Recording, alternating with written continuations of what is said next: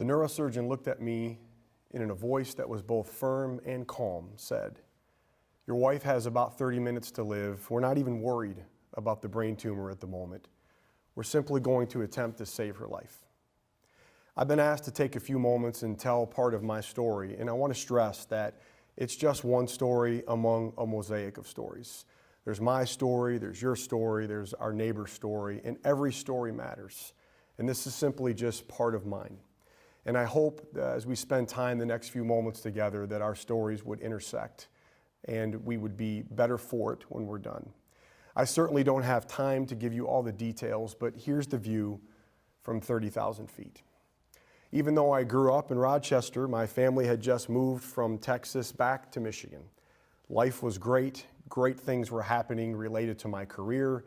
I was coaching college basketball, and I had already made stops at Wayne State University, University of Tennessee Martin, Kent State University, and Abilene Christian University. My wife and I were enjoying early days of being married. We just welcomed our first baby child into the world, and we named her Abby. We just settled into a new house in northern Oakland County. Life was great, and yes, it seemed like the idyllic Norman Rockwell life. But life happened. Rachel called one day when I was at work, and she was complaining of a severe headache, and even said it was perhaps impacting her vision. And so we called the doctor, and we went to see the doctor, and she told us we needed to follow up with a neurologist and an eye doctor, and so we did that. But when we were there, she also scheduled an MRI for the next day. And so the next day we had the MRI, and we had just left the facility and went home and pulled into our driveway. And my cell phone rang, and we got a call from her doctor. And she said, "You need to turn around and you need to head to the hospital." We put a stat on that MRI, and Rachel has a golf ball-sized tumor in her brain. I remember that feeling in my stomach. Perhaps you've heard that news before, and I'll never forget it. We went to the emergency room, and we sat and we sat and we sat. Finally, a neurosurgeon showed up, and he looked at the films, and he confirmed that she had a good-sized tumor.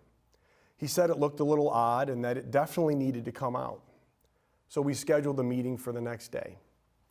We went home, and we held each other, and we cried ourselves to sleep. There were extended family members in town, and they suggested that maybe we get a second opinion. My gut feeling was that there were no dumb neurosurgeons, but I agreed to the second opinion. We found ourselves at another medical facility the next day, and we met with one of the top neurosurgeons in the region. He sat us down, and he told us that Rachel did in fact have a tumor, but he said it was a malignant brain tumor. And that's always a scary word, and that the tumor needed to come out quickly. We then saw an oncologist that very day, and we started conversations related to chemo treatments which would ensue. The surgeon who would perform the surgery explained how potentially dangerous the surgery would be and how close he would be to areas of the brain that obviously were critically important. Just millimeters away from this part of the brain and millimeters away from this part of the brain. And he saw that I was shook. And he approached me and he said, "Don't worry. For me, that's like being miles away." And knowing that we were in the hands of a skilled surgeon brought at least a brief moment of relief. We went home and we waited, and all I could think about was losing her and being a single dad and trying to process why in the world my life fell apart before I was even 30 years old. Other than holding Rachel and crying what seemed like constantly, the two things that I remember while waiting for the surgery were these two things. The support from my immediate family and friends, especially my parents, my mom and my dad. They would come over to the house, and I would actually leave the house and go sit with them in the driveway because I didn't want Rachel seeing me cry. And I never knew I could cry like that. And I would just sit in the car with my parents and weep.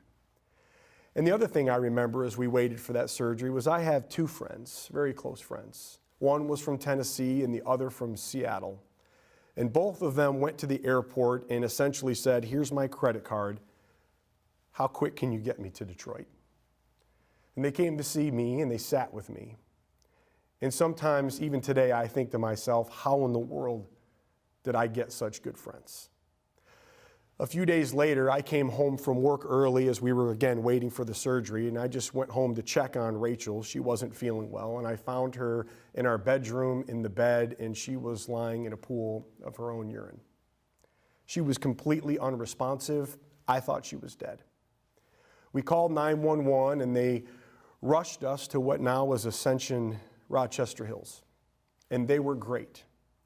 They kept Rachel alive, and more specifically, a nurse from Rochester Hills kept her alive, and her name was Meg.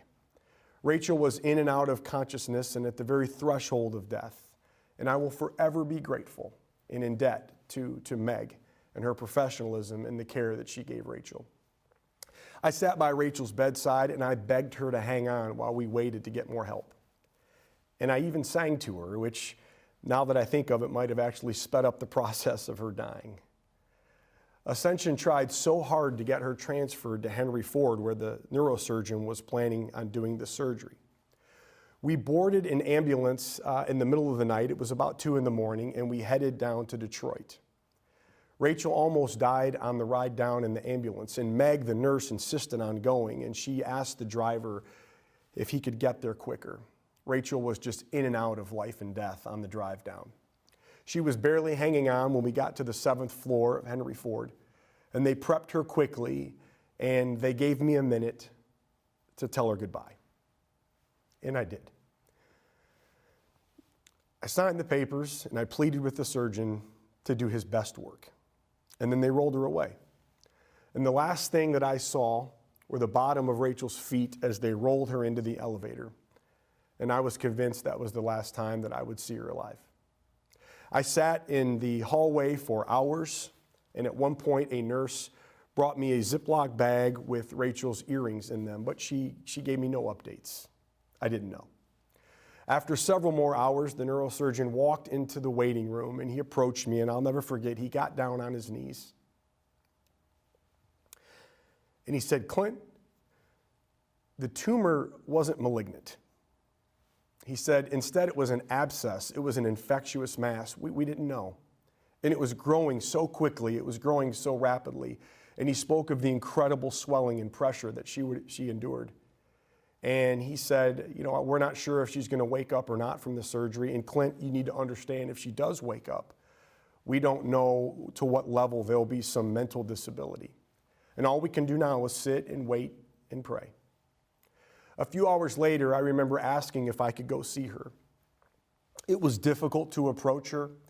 She had bandages all on her head, and there were tubes coming out of her brain. And I knelt down by her side, and I whispered that I loved her. And she whispered back that she loved me too. Seemed like the beginning of a fairy tale ending. But it wasn't, and it hasn't been. I've always preferred authenticity over being glib, and so I got to give you the real story. She lived, and she's whole, and she's still the love of my life, but life is hard. We've been trying to pick up the pieces now for over 16 years. We brought her home on a PICC line with an array of medications and with only half her skull. The other half of her skull sat on ice at Henry Ford Hospital. She was not able to pick up our newborn baby for a few months, and the daily routine of life and normal box-checking tasks became next to impossible to navigate. A few months later, she endured another touch-and-go surgery to replace her skull bone, followed by a heart surgery procedure to close a hole in her heart, which her team of doctors felt perhaps contributed to the brain tumor. And life will never be the same. We negotiate disabilities, many of them we're not even sure how to describe, but they're real, ever-present, and they're hard. So what now? Will life ever be manageable? Will she ever be able to drive? Will she ever be able to help raise the children, work again? On and on the questions would swirl. But here's what I want to say to you as I transition, as the greater Rochester community. I can deal with good news. Of course I can. Who can't? And I even think that I can deal with bad news. Just give it to me straight. I can handle it. but I'm not sure I can deal with is the news that's right down the middle. That's hard. But it strikes me that most of life takes place there, right down the middle. We have good days, we have bad days, days of clarity, days where we're not sure. And I call it the maddening middleness of life. You know, life almost mimics the story of the Christ at the end of his life. And let me illustrate. On Good Friday, we know that Christ dies. And as horrible as that is, we can accept that. And we can deal with that. And then we know on Sunday, Easter Sunday, he lives. And that's good news. And we love that. But what about the in-between? What about Saturday? What about the in-betweenness of that? That's where it's hard. But that's where life takes place. The Saturday of life, the unknowing, life in the middle. So what can I offer you? What then? What now? What can we do when we're stuck in the middle and we're confused and we're hurting? Here's what we can do. I want to offer you three things. The first thing is we can pray. After all, it is the prayer breakfast. We can pray. We throw ourselves at the mercy seat of the divine Creator, and we beg for his daily mercies. We plead for the loving Father to come alongside and to comfort our brokenness. And when we do this, something happens. There's power in this act. We submit and we call out to a greater power because we know that we cannot save or soothe ourselves. And we don't necessarily pray for God to make everything perfect and to take all the pain away. After all, I want to remind you, Jesus made it clear when he said, in this life you will have struggles. So what prayer does is it redirects us back to a sense of knowing that a greater force will keep the earth spinning on its axis, even when it feels like our life is spinning out of control. And in that act of submission, we gain strength for the day which lies ahead to put one foot in front of the next. And secondly, we can learn something. And I think this is critical. Difficult times can be a blessing, community, if we would just change our perspective a bit. Pain and suffering provide great space to learn. And we get all sorts of insights into who we really are and who we can be in the midst of pain. I want you to think of it this way. There are certain values that we aspire to. And I'm just going to list a few, and just stay with me here. Courage. We all aspire to courage. Who doesn't? But how in the world would we ever know what courage is if we were never in a situation where something was scary? Think of the other virtues like steadfastness or long-suffering. These are things that we aspire to, but how would we ever be able to hone those skills? How would we ever even know what those things are if we were never in a situation that was difficult? Or think about patience. We all want to be people that are more patient. But how would we know what patience is or how we can practice or show patience if we were never in a situation that called for that? And lastly, and maybe most importantly, what about the virtue of compassion? We all aspire to be people of compassion. But how can we ever display compassion or give compassion if there was never a situation that was hard in the first place? The only way these things can become real are because we are actually experiencing times of great pain and suffering. Pain and suffering can provide an incubator of sorts to actually hone these values and virtues that we aspire to. So we can learn something. It's a blessing. And moreover, I would posit that we can actually become a more beautiful version of ourselves. You know, when I think about it, as odd as this might sound, when I think about it, I don't think I would turn the clock back on everything that's happened to us, even if I could. Because I like who I've become because of it. It's caused me to change my default setting. For example, when someone irritates me, the first thing I do now is I consider the option that their life might be really hard. Perhaps it's unlikely, but it is possible. And I see them from a place of compassion instead of a place of selfishness. So pain can shape us into a more beautiful version of ourselves. I want to give you another illustration here for a moment. And one of my favorite places to go is out west. I love visiting the state of Utah and all those beautiful national parks. And what I love about them are those beautiful red rock formations. And if you've been there, you know what I'm talking about. And even to bring it home to Michigan, we have these places in Michigan. I think of Pictured Rocks in northern Michigan. And these are places we go and visit, and they're awe-inspiring. They're beautiful. But think about this. The only reason those places are so beautiful is because they've been beaten on by wind and rain and erosion. And that pain has actually produced something that's now strikingly beautiful. But they paid a high price for that beauty. And I think the same thing can be said with us. Our pain can actually transform us and shape us into something that can be beautiful if we would learn from it. And lastly, we can also lean in. We can lean in on friends and family and community. And this is where you come in. We cannot do this alone. Simon and Garfunkel were wrong. No one is an island. We need help. And let me give you some examples of how this community has blessed me and my family. In the aftermath of what happened to our family, we were hungry.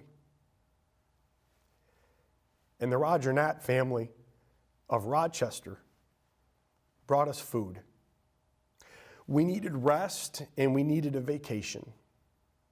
And the Frank Rewald family of Rochester provided a beautiful weekend getaway at the Royal Park. We needed to be loved on. And a lady from Rochester Hills came over to massage Rachel's feet with sweet-smelling oils. We needed our lawn mowed.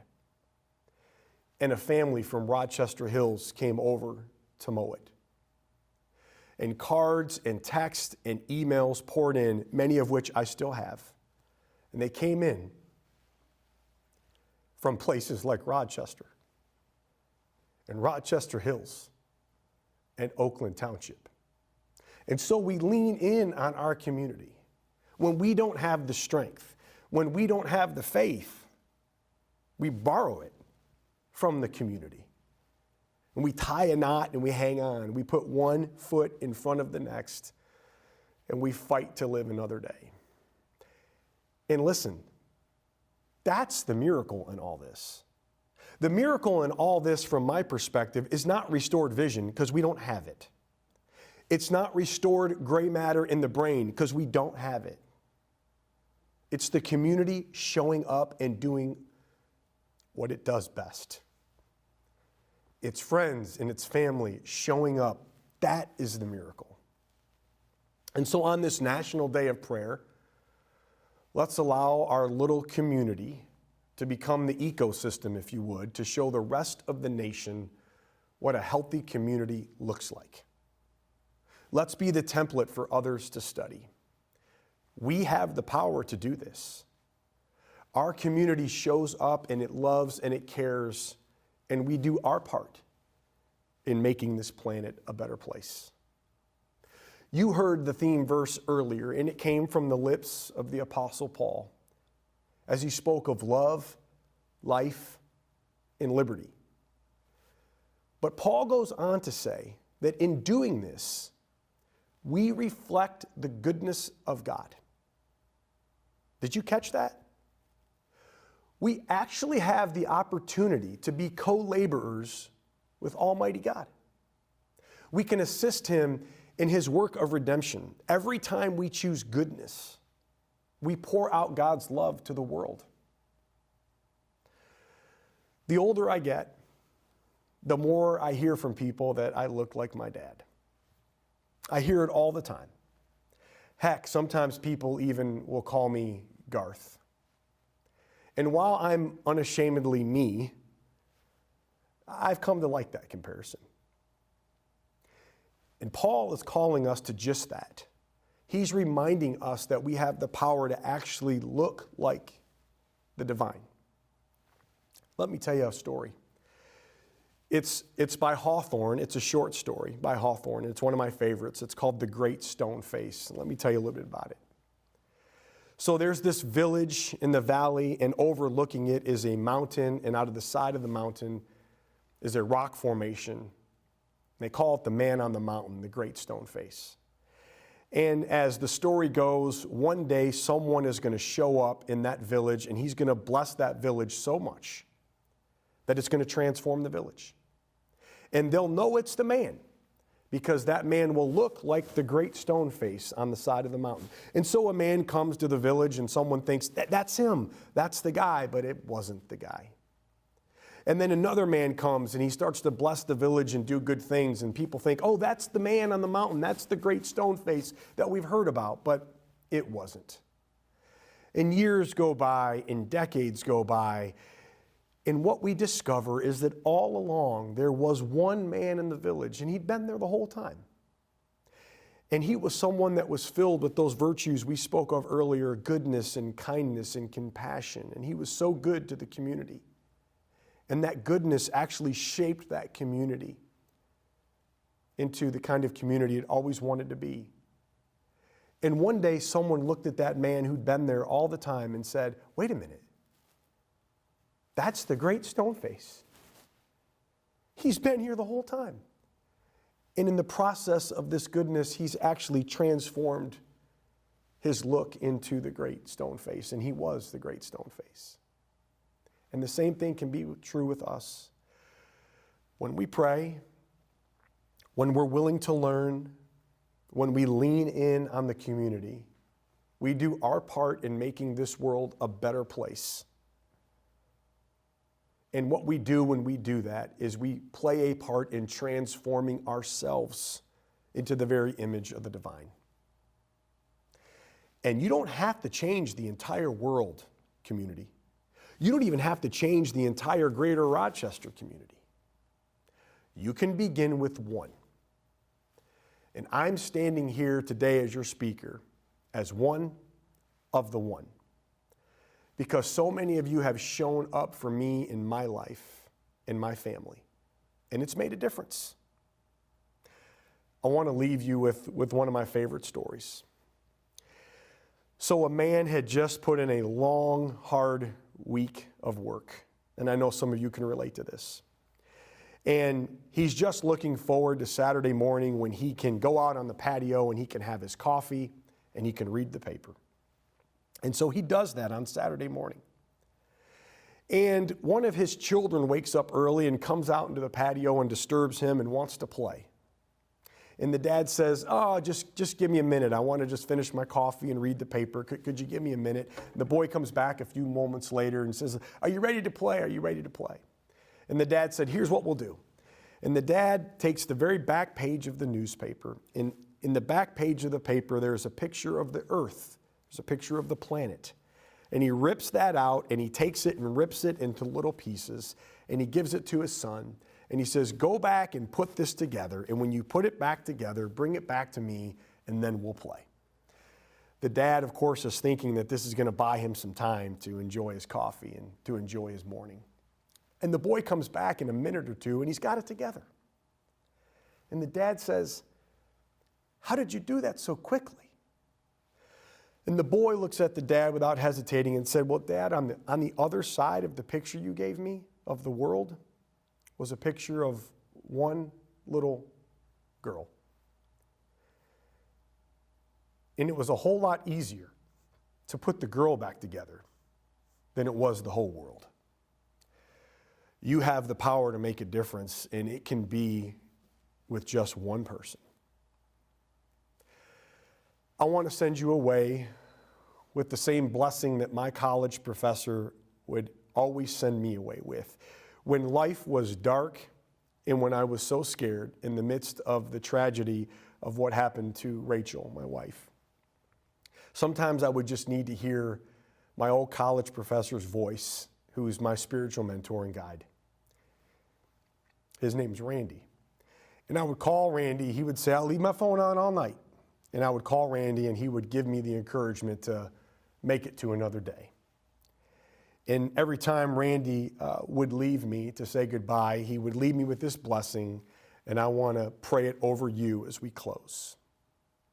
May the Lord bless you and keep you, and may the Lord cause his face to shine upon you and give you peace. To him who is able to keep you from falling and to present you before his glorious presence without fault and with great joy. To the only God, through our Lord and Savior Jesus Christ, be glory and honor and power and authority for all ages, now and forevermore. Amen.